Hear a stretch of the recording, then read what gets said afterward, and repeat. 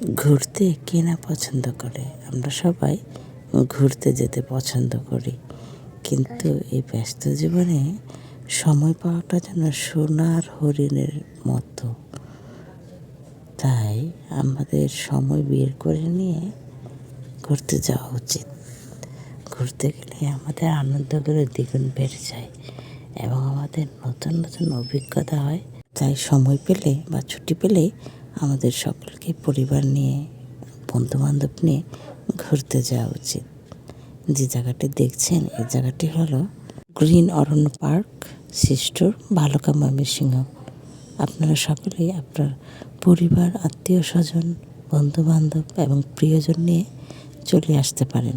এখানে আসলে অবশ্যই আপনাদের প্রাকৃতিক মনোরম পরিবেশ এবং সমস্ত জায়গায় যে প্রতিস্থাপন করা হয়েছে, এগুলো দেখলে আপনার মন সত্যিই জুড়িয়ে যাবে।